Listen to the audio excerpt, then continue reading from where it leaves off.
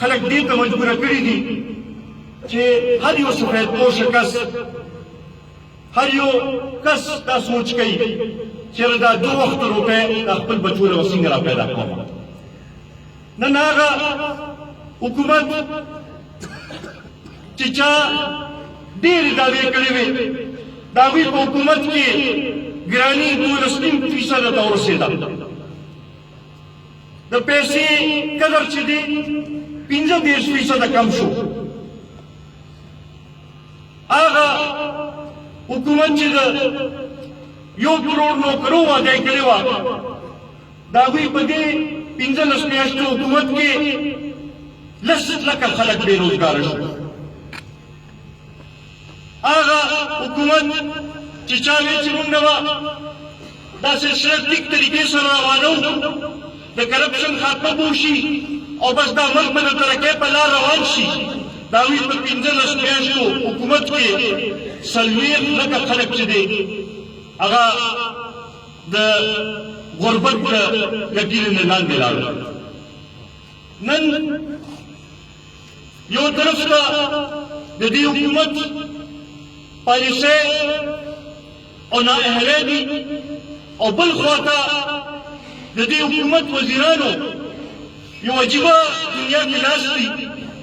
وزیر اعظم صاحب سره چې خبره کوئ نو هغه وایي چې بس صبر کریں سب کچھ ٹھیک ہو جائے گا. وزیر اعظم صاحب کله پورې صبر کوي؟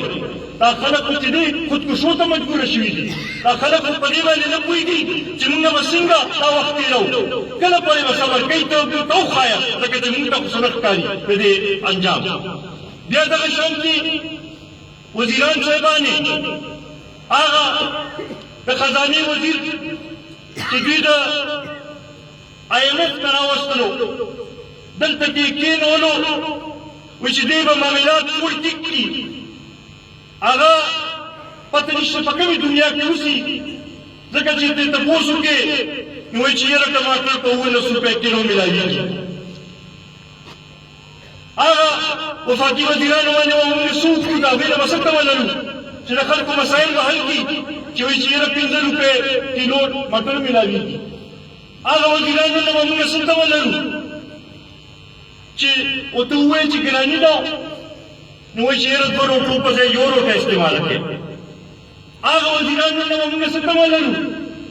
چې وایي چې یاره ټماټرو په ځای چې دی ماسته استعمال کړئ. دا خو پکار و چې دوی خو د خلکو د مسلو طرف ته توجه ورکړې وي. د خلکو چې کوم مشکلات دي هغې طرف ته یې توجه ورکړې وي. دا کومې سختۍ چې دي په دې کې د هغوی په سر باندې لاس ایښی وي. هغه وزیران چې دي هغوی نن لګیا دي په بلې دنیا کې ناست دي او شیره هر څه ټیک دي او بس دا سلسله به ټیکه روانه شي. نن دې حکومت ته په دې حالاتو سره موږ دا تمه نشو لرلی چې دا مسلې ټیک شي. نن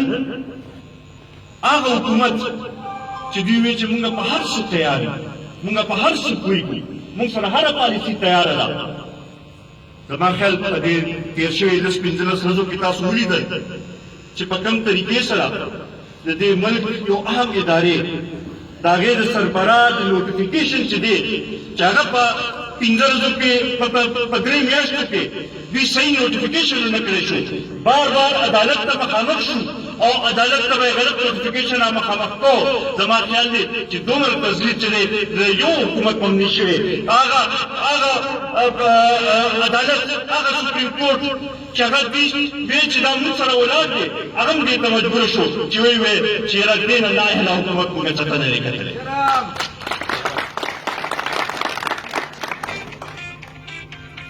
بیا دغه شانتې ورو په دې صوبه کې د تحریک انصاف 15 کاله حکومت تېر کړو. هغه 15 کالو کې به دا خبره کوله چې چونکې مرکز کې حکومت د بل چا دی نو موږ ته وسایل نه میلاوېږي، موږ ته خپل حق نه میلاوېږي او د هغې د وجې نه موږ د دې قوم صحیح خدمت نشو کولی. اوس خو مرکز کې هم د دې حکومت دی، په صوبې کې هم د دې حکومت دی. 15 میاشتې تېرې شوې موږ دا ونه کتل چې د صوبې ته څه وسایل میلاو شي. هغه NFC award چې په کار چې نن نه اته کاله مخکې شوي دي نن پورې نه دي شوي هغه NFC award کې وشي نو هغې کې د صبح حصه زیاتېږي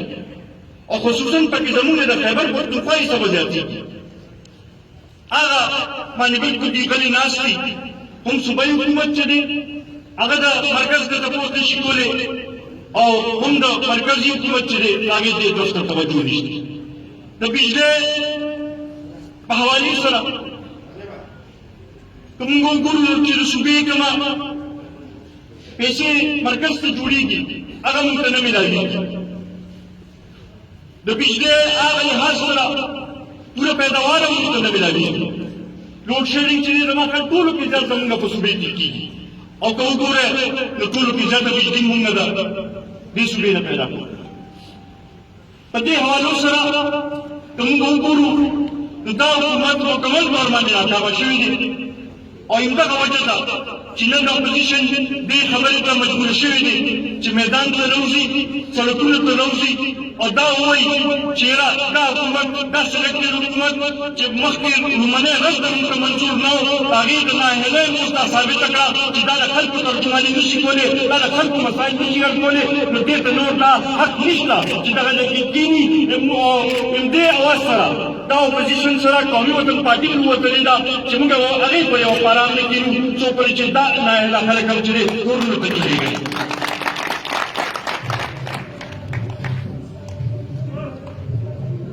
چونکې د بنیر په خواله ولاړو زما خیال دی که وګورئ نو دې ځله د بنیر نه مقصد سیټونه دوی ته ورکړی شوي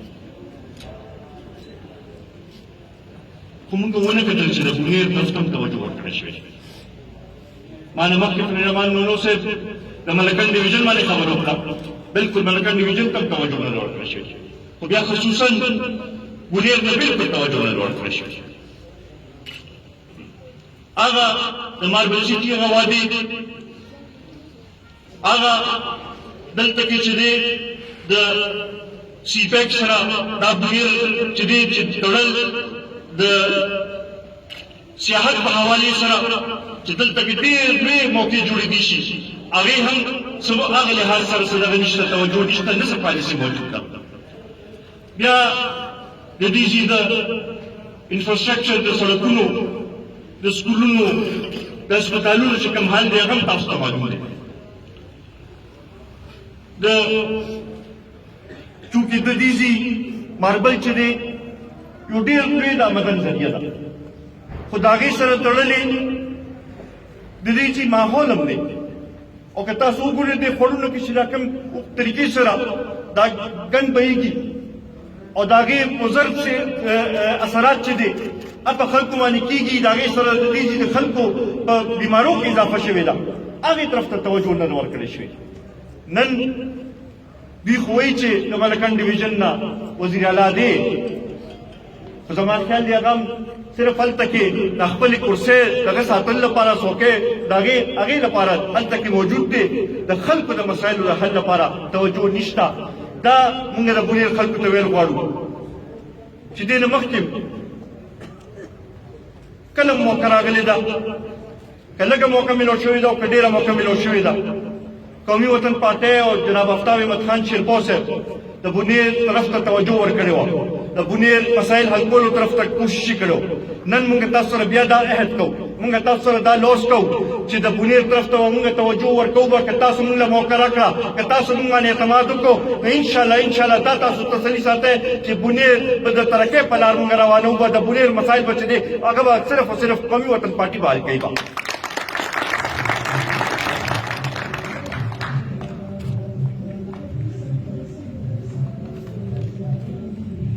عزتمندو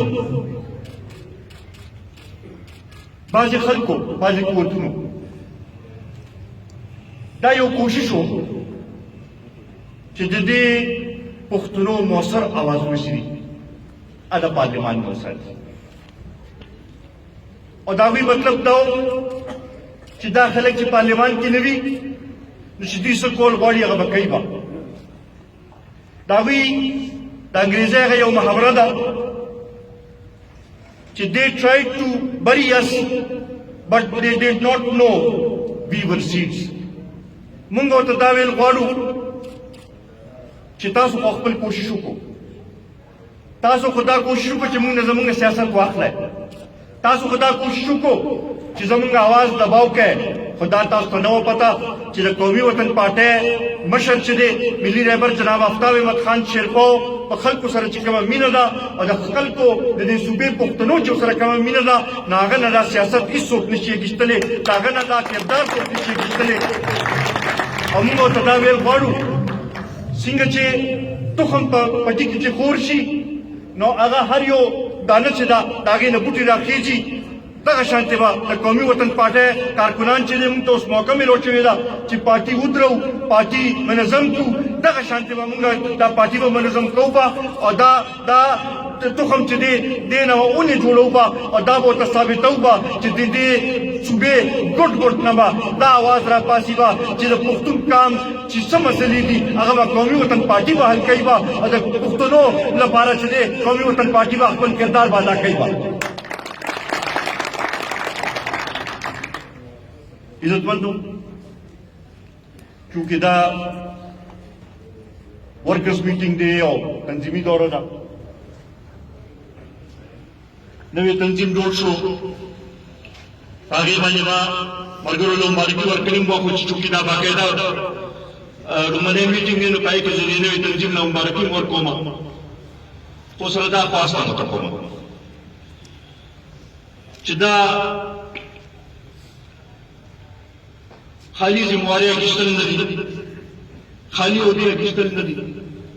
دا اوس پارټي صحیح طریقې سره منظم کول. که دلته کې کومې کمزورۍ وي هغه کمزورۍ به لرې کوو، راپاسو به او کور په کور کوڅه په کوڅه به ګرځو. نن دلته کې زما راتلو مقصد هم دا و چې تاسو دا خواست وکړم چې دا تنظیمونه خاص کر د یو کونسل په سطح چې دا روان 15 ورځو کې دننه چې دا مکمل کړی شي او بیا ورسره ما دا غوښتلو چې زه دلته پخپله راشم په طور جرګه تاسو ته راشم او تاسو ته دا ووایم چې دې بنیر له چې کله موږ ته موقع راغلې ده موږ ورته توجه ورکړې ده. زموږ تاسو ته دا خواست دی چې لږ راپاسې تاسو راسره ودرېږئ، خپل کارکنانو ته ولویم او بیا کارکنانو په ذریعې دا خواست کوم چې کارکنان دې دا جرګې جوړې کړي او کور په کور کوڅه په کوڅه دې وګرځي. د بنیر نه چې کوم مشر راشي هغه دا وایي چې یاره موږ د خان کارنامې منو، موږ د خان چې دی د هغه چې کوم بنیر له توجه ورکړې ده هغه موږ منو. نو دا پکار چې موږ دا جرګه جوړه کړو او پسو ګرځو او هر چا ته دا ووایو چې ټول له موقع ورکړي. عوامي نشن پارټۍ دور تاسو وکتل، MMA دور تاسو وکتل، جماعت اسلامي دغه تاسو کتلې دي، د PTI دور تاسو وکتل. اوس راځي چې د جناب آفتاب احمد خان شیرپو لاس مضبوط کړو، هغه مخکې د دې خدمت کړې دي، مخکې د دې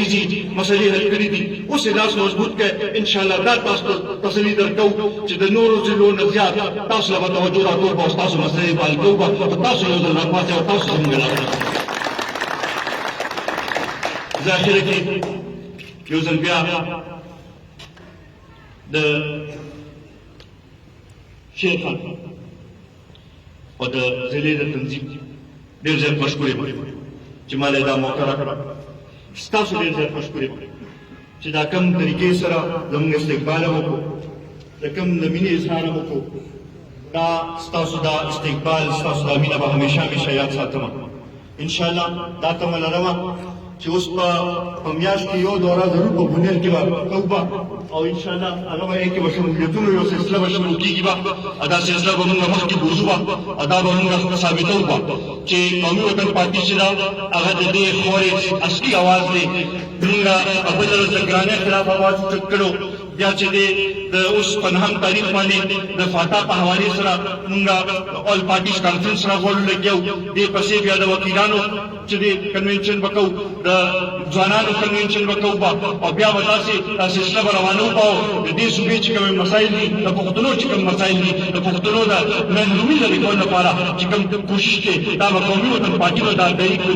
مخکې روانې به او انشاءالله دا خیر پښتونخوا به د ترقۍ په لاره باندې ډېره مهرباني